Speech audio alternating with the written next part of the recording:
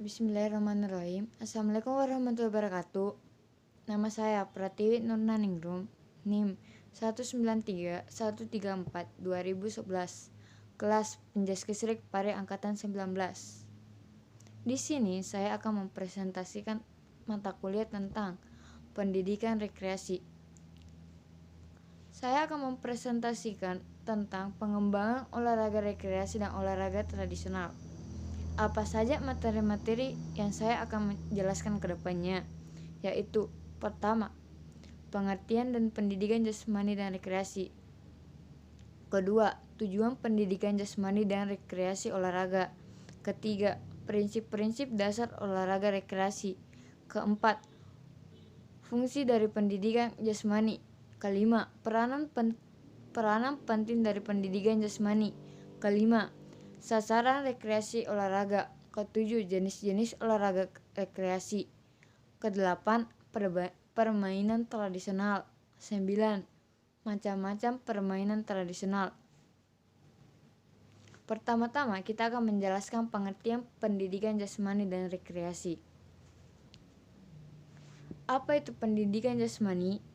Pendidikan jasmani merupakan suatu proses seseorang sebagai individu maupun anggota masyarakat yang dilakukan secara sadar dan sistematik melakukan berbagai kegiatan dalam rangka memperoleh kemampuan dan keterampilan jasmani, pertumbuhan, kecerdasan, dan pembentukan watak. Pendidikan jasmani pada hakikatnya adalah proses pendidikan yang memanfaatkan aktivitas fisik untuk menghasilkan perubahan holistik dalam kualitas individu, baik dalam hal fisik, mental, serta emosional. Kedua, pendidikan rekreasi olahraga. Apa itu pendidikan rekreasi olahraga? Rekreasi dari bahasa Latin recreas yang secara harfiah berarti membuat ulang. Membuat ulang adalah kegiatan yang dilakukan untuk menyegarkan kembali jasmani dan rohani seseorang. Hal ini adalah sebuah aktivitas yang dilakukan seseorang selain pekerjaan. Kegiatan yang umum dilakukan untuk rekreasi adalah pariwisata, olahraga, permainan, dan hobi. Kegiatan rekreasi umumnya dilakukan pada akhir pekan atau hari libur. Secara umum, rekreasi dapat dibedakan dalam dua golongan besar, yaitu rekreasi pada tempat tertutup atau indoor dan rekreasi di alam terbuka. Olahraga rekreasi sudah merupakan kebutuhan masyarakat di Indonesia. Apa saja tujuan pendidikan jasmani dan rekreasi olahraga?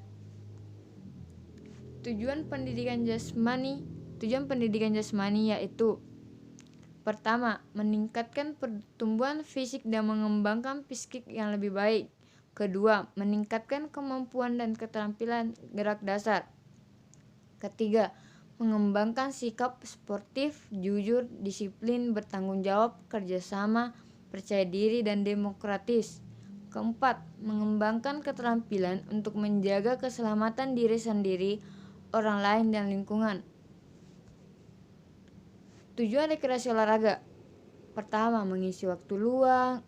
Kedua, melepas lelah, kebosanan, dan kepenatan. Ketiga, sebagai imbangan subsisten activity atau kegiatan pengganti atau pelengkap, contoh pendidikan dan pekerjaan or bekerja. Keempat, sebagai pemenuh fungsi sosial atau fungsi sosial ini dilakukan untuk kegiatan berkelompok serta rekreasi yang aktif. Apa saja prinsip-prinsip dasar olahraga rekreasi? Olahraga rekreasi sudah merupakan kebutuhan masyarakat di Indonesia. Dalam pelaksanaannya mengacu pada prinsip yaitu: pertama, aktivitas dilakukan pada waktu senggang. Kedua, aktivitas bersifat fisik, mental, dan sosial. Ketiga, mempunyai motivasi dan tujuan.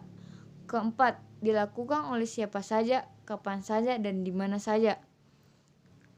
5. Dilaksanakan secara sungguh-sungguh dan fleksibel. Keenam, kegiatan bermanfaat bagi pelaku dan orang lain. Fungsi dari pendidikan jasmani. Fungsi pendidikan jasmani pertama, aspek organik. Aspek organik yaitu meningkatkan kekuatan, yaitu jumlah tenaga maksimum yang dikeluarkan oleh otot atau kelompok. Kedua, meningkatkan daya tahan, yaitu kemampuan otot atau kelompok otot untuk menahan kerja dalam waktu yang lama. Ketiga, meningkatkan daya tahan kardiovaskular, kapasitas individu untuk melakukan aktivitas yang berat secara terus-menerus dalam waktu relatif lama. Kedua, aspek neuromuskular, yaitu pertama, meningkatkan keharmonisan antara fungsi saraf dan otot. Kedua, mengembangkan keterampilan non-lokomotor seperti mengayuh, melengok, meluk, bergoyang, megah, menekuk, menggantung, membengkok. Ketiga, mengembangkan keterampilan dasar manipulatif seperti memukul, menendang, menangkap, melempar, mengubah arah, dan memantulkan. Ketiga, aspek perseptual, yaitu pertama, mengembangkan kemampuan menerima dan membedakan isyarat. Kedua, mengembangkan keseimbangan tubuh, yaitu kemampuan mempertahankan keseimbangan statis dan dinamis. Ketiga, mengembangkan image tubuh atau body image, yaitu keadaan bagian tubuh atau seluruh tubuh dan hubungannya dengan tempat atau ruang. Aspek kognitif.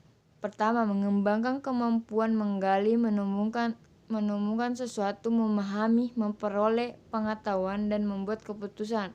Kedua, meningkatkan pengetahuan peraturan permainan, keselamatan, dan etika. Ketiga, mengembangkan kemampuan penggunaan strategi dan teknik yang terlibat dalam aktivitas yang terorganisasi. Aspek sosial, yaitu pertama, menyesuaikan diri dengan orang lain dan lingkungan di mana berada. Kedua, mengembangkan kemampuan membuat pertimbangan dan keputusan dalam situasi kelompok. Ketiga, mengembangkan rasa memiliki dan rasa diterima di masyarakat. Aspek emosional. Pertama, menyesuaikan diri dengan orang lain dan lingkungan di mana berada. Kedua, mengembangkan kemampuan membuat pertimbangan dan keputusan dalam situasi kelompok. Ketiga, mengembangkan kemampuan bertukar pikiran dan mengevaluasi ide dalam kelompok. Keempat, mengembangkan kepribadian, sikap, dan nilai agar dapat berfungsi sebagai anggota masyarakat. Kelima, mengembangkan rasa memiliki dan rasa diterima di masyarakat.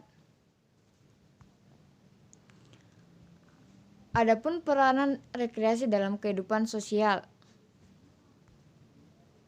Peranan rekreasi dalam kehidupan sosial secara lebih spesifik, peranan rekreasi dalam kehidupan sosial dapat diklasifikasikan sebagai berikut.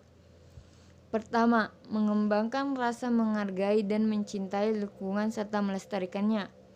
Kedua, mengembangkan pengertian dan kemampuan serta pemahaman akan pentingnya menjaga keseimbangan lingkungan dan menggunakan secara bijaksana. Ketiga, mengunggah kesadaran manusia akan pentingnya membina hubungan timbal balik antara manusia dan lingkungan serta agar semakin mengenal sifat ataupun karakternya. Keempat, membantu mengembangkan secara positif tingkah laku serta hubungan sosial kepada individu.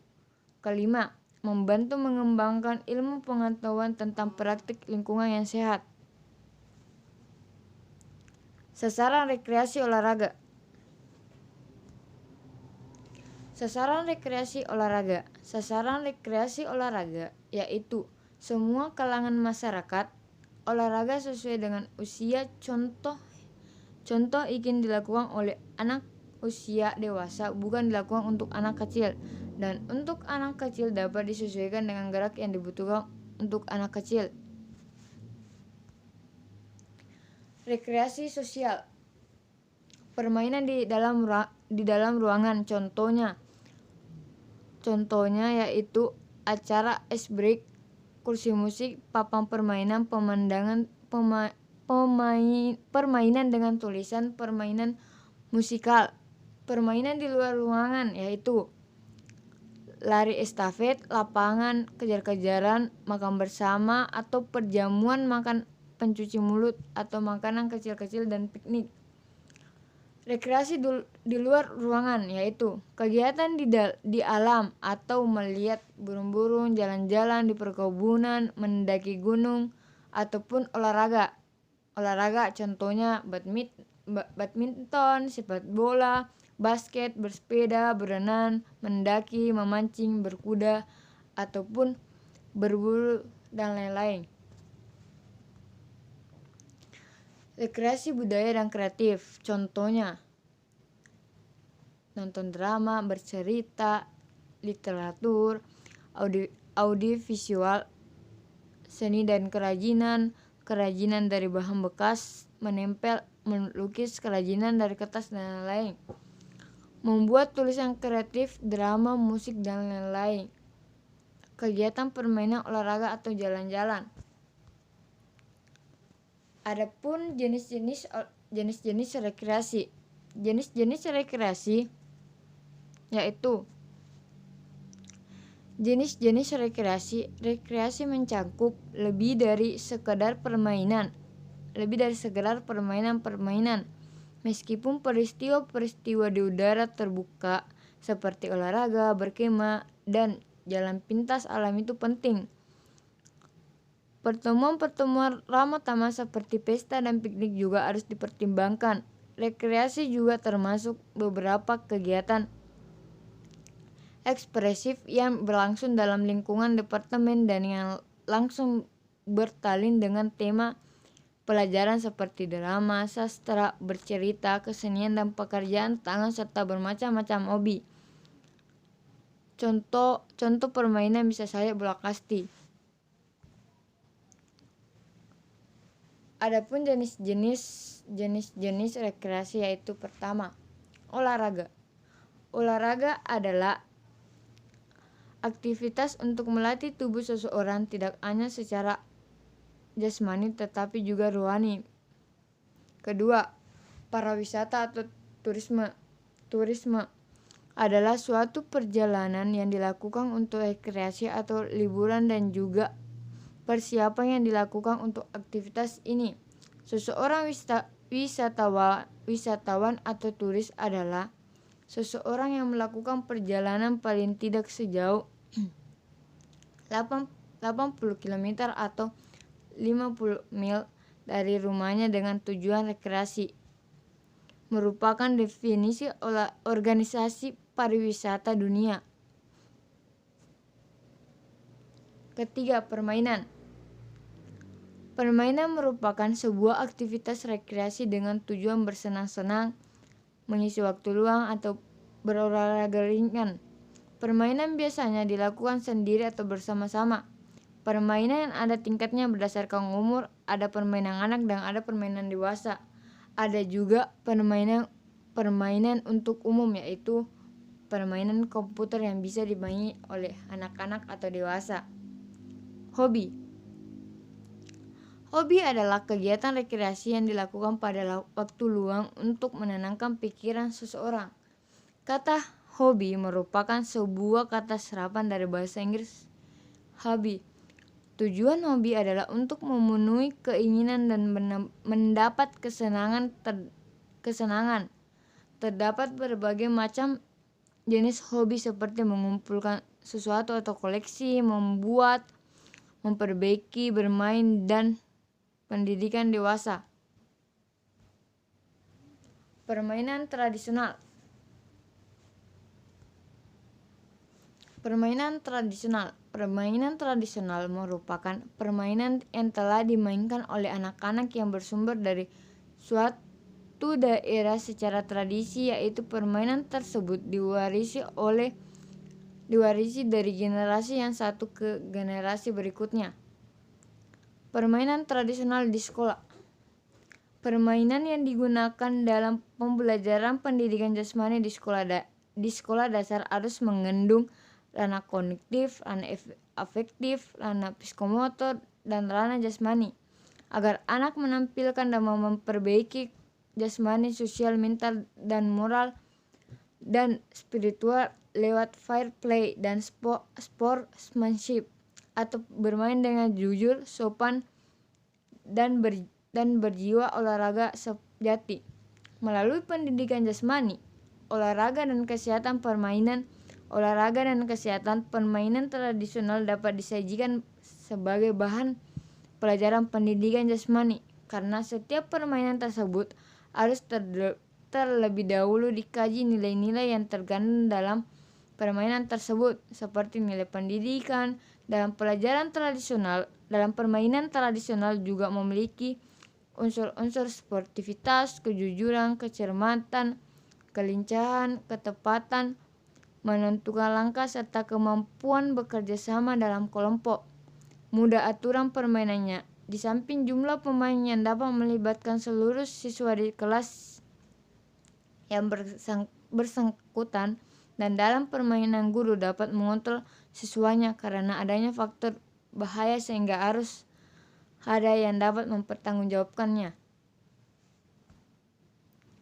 Adapun macam-macam permainan tradisional. Apa macam-macam permainan tradisional? Yaitu pertama, permainan ular makan ekornya. Jumlah permainan tidak terbatas. Alat yang digunakan tanpa alat, tempat di halaman sekolah atau di lapangan. Pada gambar tersebut, anak-anak dibariskan menjadi 4 saf. Setiap saf terdiri dari 2 barisan putri dan 2 barisan putra. Dan barisan yang terdiri paling banyak belakang memegang perut orang yang ada di depannya. Yang berdiri paling depan berlaku sebagai kepala ular, sedangkan yang berdiri paling belakang sebagai ekor ular. Tugas kepala ular adalah berusaha secepat mungkin menangkap ekornya, sedangkan si ekornya berusaha menghindari tangkapan si kepala ular tanpa melepas pegangan. Bila ada anggota yang lepas pegangannya, maka ia akan bertugas menggantikan tugas si ekor. Bila si ekor dapat tertangkap, maka diadakan pergantian, yaitu si kepala menjadi ekor dan si orang yang paling dekat dengan kepala menggantikannya menjadi kepala. Permainan tersebut dilihat dari gambar ini. Kedua, permainan kucing dan tikus. Anak-anak dijadikan 2 kelompok. Salah satu kelompok membuat lingkaran sambil berpegangan tangan, sedangkan kelompok yang lainnya menjadi tikus. Selanjutnya ditentukan oleh seseorang untuk dijadikan kucingnya. Anak yang menjadi tikus di dalam lingkaran, sedangkan yang menjadi kucing berada di luar lingkaran. Kucing bebas keluar dan masuk lingkaran apabila ada tanda mulai atau peliut, maka segera mungkin kucing mengejar tikus dan tikus berlari mengelilingi agar tidak tertangkap kucing. Apabila ada tikus tertangkap kucing, maka tikus yang tertangkap berubah menjadi kucing dan kucing yang tertangkap tadi menjadi tikus. Apabila keduanya sudah menjadi tikus dan kucing, maka mereka bergabung membentuk lingkaran dan yang kelompok lingkarannya melakukan ompimpa dan kedua orang pertama yang melakukan ompimpa menang. Suit dan ditentukan siapa yang menjadi kucing dan tikus. Permainan ini mengandung unsur penjas, diantaranya kelincahan, daya tahan, kerjasama, koordinasi, dan disiplin. Ini permainan ini karena dilakukan oleh anak SD, oleh orang dewasa juga kadang-kadang, kayak anak SMP, SMA juga kadang-kadang. Permainan egrang. Terakhir, permainan egrang dimainkan sebagai sepasang tongkat atau gala yang terbuat dari kayu atau bambu. Tumpuan atau pijakan kaki dibuat pada ketinggian 30-60 cm dari ujung bawah tongkat. Beberapa orang bermain dapat serentak memainkannya bersama-sama. Permainan ini biasa digabungkan dengan jenis permainan lainnya seperti adu lari atau sepak bola. Ada kalanya penilaian hanya pada adu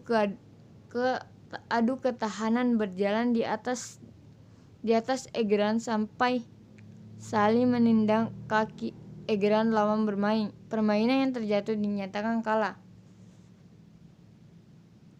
Sekian dan terima kasih dari presentasi saya. Apabila ada kesalahan mohon dimaafkan.